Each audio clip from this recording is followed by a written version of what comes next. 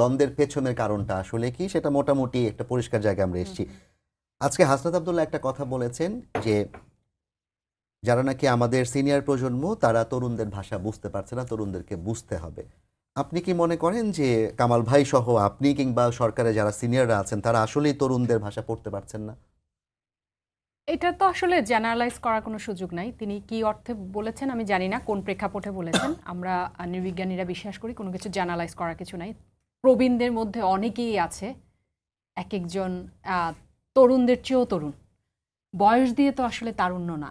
হ্যাঁ, ধরেন একজন ক্লাস 10-এ পড়ে বাচ্চা অনেক আলসে প্রকৃতির হতে পারে, কিন্তু গ্রামের একজন 82 বছরের মানুষও কৃষি কাজ করছে, সারাদিন পরিশ্রম করছে, হ্যাঁ, রাত দিন কাজ করছে, ফলে গানও গাচ্ছে, তারপরে পুরো পরিবারটা চালাচ্ছে। অথচ ক্লাস 10-এর বাচ্চারা তো পরিবারও চালানো লাগে না, তার চিন্তা করতে হয় না যে তার পরিবারের সবাই খাবে কিভাবে, সেটা চিন্তা করতে হয় না, কিন্তু সে হয়তো এই শীতের ইয়েতে ব্ল্যাঙ্কেট থেকে নামতেই পারছে না। অতএব বয়স দিয়ে আসলে বিষয়টা না। এখানে বোধহয় আমাদের যেটা হচ্ছে 5ই আগস্টের পরবর্তী সময়কাল থেকে প্রবীণ আর নবীনের একটা মুখোমুখি অবস্থান তৈরি করা হচ্ছে। এখানে বোধহয় একটু ভুল হয়ে যাচ্ছে। এখানে প্রবীণ নবীনের মুখোমুখি অবস্থান না। প্রবীণদের ভেতরে কারো কারো জন্য বিষয়গুলো প্রশ্নবিদ্ধ, আবার নবীনদের ভেতরেও বিভিন্ন ডিসিশন মেকিং বলেন, এই দাবি দেওয়ার মুখে হুট করে কোনো একটা সিদ্ধান্ত নিয়ে নেওয়া বলেন, কিংবা এই যে কালকে যেটা ঘটলো কলেজ এবং বিশ্ববিদ্যালয়ের জায়গা থেকে এই যে নিজেদের ভেতরে ক্ষতিটা ডেকে আনলো, এই সকল কিছুর মধ্যে প্রবীণের এক্সপেরিয়েন্স বলেন, বিচক্ষণতা বলেন, সেগুলোর অভাব এখানে ছিল। আবার প্রবীণদের অনেক কিছুর মধ্যে তারুণ্যের যে স্পিরিটটা সেটা ধারণ করা অনেক সময় অনেক প্রবীণের জন্য কঠিন হয়ে যায়।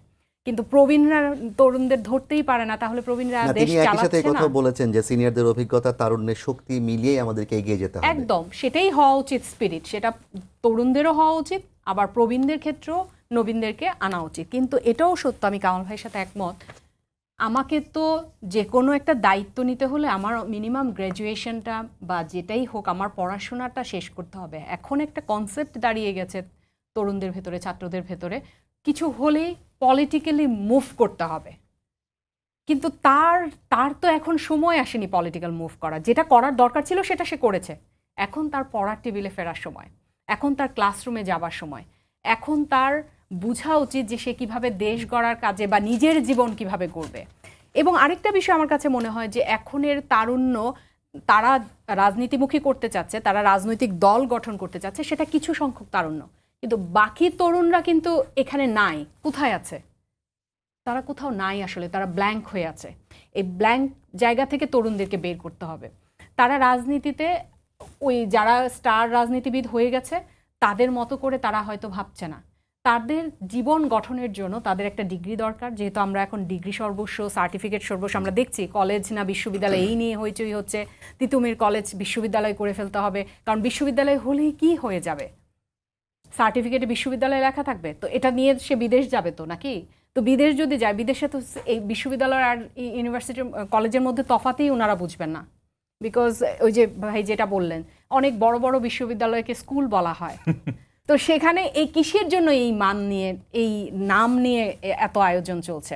তার মানে হচ্ছে তরুণরা কোনো না কোনোভাবে মানে দিগ্ভ্রান্ত কোথাও বোধহয় হয়ে যাচ্ছে, যেখানে যেখানে আসলে দরকার তাদের, যেখানে যেখানে তাদের প্রস্ফুটিত হওয়া দরকার, যেখানে যেখানে তাদের মনোযোগ দেওয়া দরকার, যেখানে যেখানে তাদের কাজ করা দরকার, সেগুলো করছে না। সেটা কোথায়? সেটা হচ্ছে তাদের নিজেদের জীবন গঠন।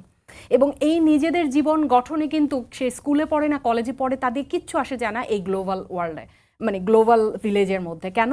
কারণ এখন খুব সহজেই একটা স্কুলের এসএসসি বা এইচএসসি পড়ে একটা বাচ্চাও এমআইটিতে যাওয়ার সুযোগ আছে, যদি সে কোনোভাবে। ইলন মাস্কও বলেছেন যে আপনার যদি শুধু কোডিং জানা থাকে আমরা শুধু কোডিং দেখব, আপনার কোনো প্রাইমারি ডিগ্রিও লাগবে না। হ্যাঁ, তাহলে আপনি কেবল মাত্র রাজনীতির ক্ষেত্রে ভাবছেন যে এটা হবে, অন্যান্য সকল ক্ষেত্র আপনার জন্য খোলা।